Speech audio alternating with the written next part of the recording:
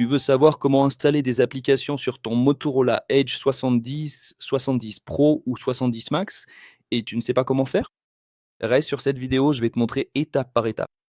D'abord, tu ouvres l'application Play Store. Si ce bouton apparaît, cela signifie que tu n'as pas encore de compte Google connecté. Alors, tu cliques sur ce bouton et tu te connectes avec ton compte Google. Si tu n'as pas de compte Google, cherche sur YouTube comment créer un compte Google. Tu y trouveras plein de vidéos qui expliquent comment en créer un. Pour ceux qui ne le savent pas, le compte Google, c'est le même que le compte Gmail.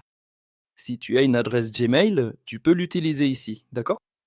En entrant ton Gmail, tu le mets ici et tu peux te connecter avec ton Gmail. Tu peux aussi cliquer ici et créer ton propre compte Google.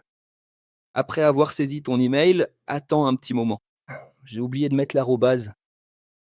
On le met ici, on clique sur le bouton suivant et maintenant on entre le mot de passe du téléphone, puis on clique à nouveau sur suivant. Nous cliquons maintenant ici sur ce bouton pour continuer. À cette étape, tu désactives ces 2 options si tu veux. Je veux désactiver pour ne pas faire de sauvegarde sur mon compte Google et ne pas occuper trop d'espace. Nous cliquons sur, je vais cliquer sur ce bouton pour passer. Je vais cliquer ici maintenant. Nous cliquons sur commencer. Je vais passer cette étape et maintenant, si cet écran apparaît, tu cliques sur le bouton blanc et tu entres à nouveau le mot de passe de ton compte Google. En entrant le mot de passe du compte Google, nous cliquons sur le bouton OK, non merci. Maintenant, tu peux cliquer ici et ici, tu écris le nom de l'application que tu veux télécharger. Je vais télécharger Instagram.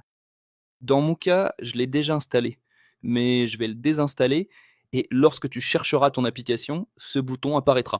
Clique sur le bouton Installer et l'application sera téléchargée et installée automatiquement. À noter que si ton compte Google est un compte récent, il est probable que lorsque tu cliqueras sur le bouton Installer, il te soit demandé d'ajouter une carte de crédit ou de débit.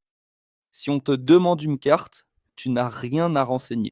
Lis toutes les options qui s'affichent dans la fenêtre demandant la carte de crédit.